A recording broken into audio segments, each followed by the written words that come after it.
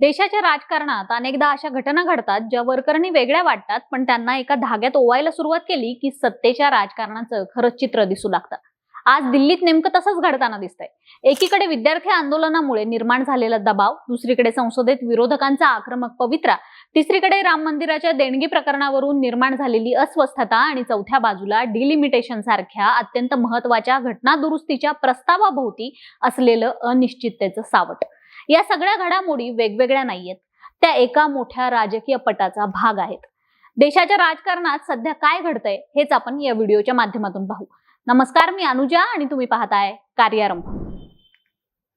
भारतीय जनता पक्षाची सर्वात मोठी ताकद म्हणजे आक्रमक राजकीय अजेंडा.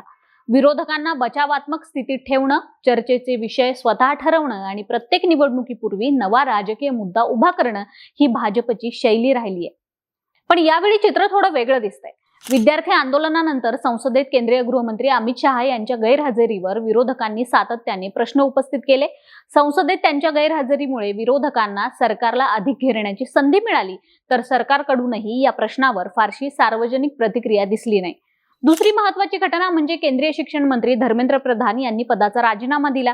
विद्यार्थी आंदोलनाच्या पार्श्वभूमीवर हा निर्णय सरकारसाठी राजकीय नुकसान कमी करण्याचा प्रयत्न म्हणून पाहिला जातोय. मात्र एवढ्याने आंदोलनाचे सर्व प्रश्न संपलेले नाहीत. आंदोलनाचा विषय केवळ एका मंत्र्याच्या राजीनाम्यापुरता मर्यादित राहिलेला नाही, तो उत्तरदायित्व, परीक्षा व्यवस्था आणि सरकारच्या भूमिकेपर्यंत पोहोचलाय. त्यामुळे नव्या तरुणाईशी बोलायला पंतप्रधान नरेंद्र मोदी यांनी इंस्टाग्राम सारखं माध्यम निवडलं. भाजपचं मूळ असलेल्या राष्ट्रीय स्वयंसेवक संघानंही तरुण मुलांशी संवाद साधायला सुरुवात केली आहे. इकडे याच काळात राम मंदिराशी संबंधित देणगीच्या कथित गैरव्यवहाराचा मुद्दा देखील विरोधकांनी संसदेत सातत्याने उपस्थित केलाय. अयोध्येतील राम मंदिर हा भाजपसाठी केवळ धार्मिक विषय नाहीये, तर तो त्यांच्या राजकीय ओळखीचा केंद्रबिंदू आहे. त्यामुळे या विषयावर निर्माण होणारा कोणताही वाद हा केवळ प्रशासनाचा प्रश्न राहत नाही, तो प्रतिमेचा देखील प्रश्न बनतो. राम मंदिराच्या मुद्द्यावरून उत्तर प्रदेशातील जागा कमी होऊ शकतात, असा आता भाजपचा अंतर्गत सर्वे सांगतोय. यातून योगी आदित्यनाथ यांच्या नेतृत्वाभोवती प्रश्नचिन्ह उभं केलं जात आहे. बिहार, गुजरात, मध्य प्रदेशातील विधानसभा पोटनिवडणुकीत लागलेले निकाल भाजपच्या नितीन नबीन यांच्या अध्यक्षपदाच्या कारकिर्दीला लागलेला डाग झालेत. त्यात पुढच्या 7 महिन्यात उत्तर प्रदेश विधानसभेच्या निवडणुका होऊ घातल्यात. त्यामुळे सध्या भाजप बराच बॅकफूटवर असल्याचं दिसतंय. आता यानंतर सर्वात महत्वाचा प्रश्न येतो तो डिलिमिटेशनचा. लोकसभा मतदारसंघाच्या पुनर्रचनेसंदर्भातील घटना दुरुस्तीचा प्रस्ताव हा केवळ कायदा नाही, तो पुढील अनेक दशकांच्या राष्ट्रीय राजकारणाची दिशा बदलू शकणारा निर्णय आहे. अशा घटना दुरुस्तीसाठी सरकारला मोठ्या संख्येची आवश्यकता आहे.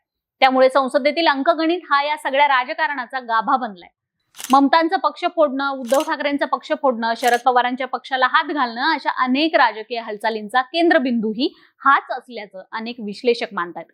याच कारणामुळे विविध पक्षातील खासदारांचं स्थलांतर, गटबाजी आणि नव्या समीकरणांना अधिक महत्त्व प्राप्त झालंय. काही काळापूर्वी तृणमूल काँग्रेसमधून फुटून गेलेल्या काही खासदारांनी पुन्हा आपल्या मूळ पक्षात परतण्याचा निर्णय घेतल्याचं बोललं जात आहे.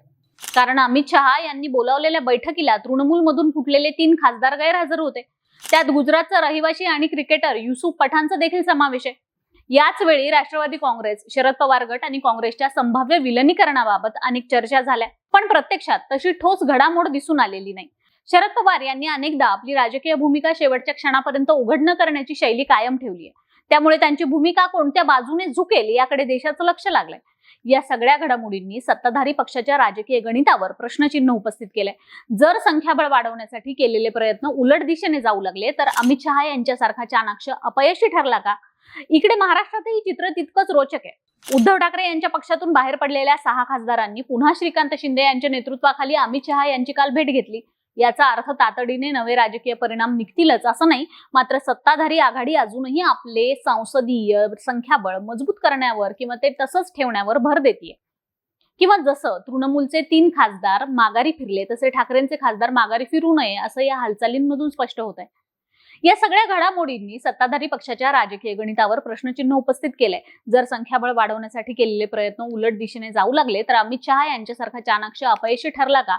तर गेल्या काही वर्षात विरोधक नेहमीच बचावात्मक खेळत होते, पण सध्या काही मुद्द्यावर सरकारलाच बचाव करावा लागतोय. दुसरा अर्थ असाही होतो की संसदेतील संख्याबळाचं महत्त्व पूर्वीपेक्षा अधिक वाढलंय. आणि तिसरा सर्वात महत्त्वाचा अर्थ म्हणजे दिल्लीत सध्या दिसणारी शांतता ही राजकीय शांतता नसून पडद्यामागे अमित शहा मोठा खेळ खेळतायत असाही होऊ शकतो का? अमित शहा यांना भारतीय राजकारणातील अत्यंत प्रभावी रणनीतिकार मानलं जातं. परंतु कोणताही रणनीतिकार तेव्हाच यशस्वी ठरतो जेव्हा त्याने आखलेले अंकगणित शेवटपर्यंत टिकते.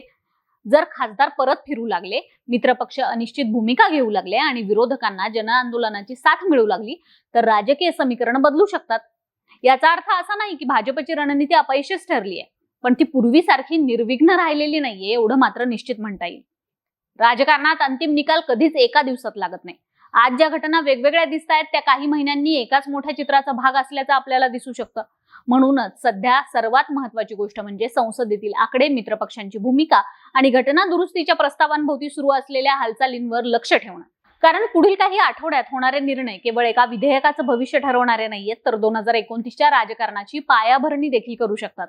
पत्रकार म्हणून उपलब्ध तथ्यांकडे पाहिल्यास इतकं स्पष्ट दिसतं की दिल्लीत सध्या भाजपच्या गोटात शांतता दिसत असली तरी भाजप हा शांत बसणारा पक्ष अजिबात नाही असं आमचं म्हणणं आहे.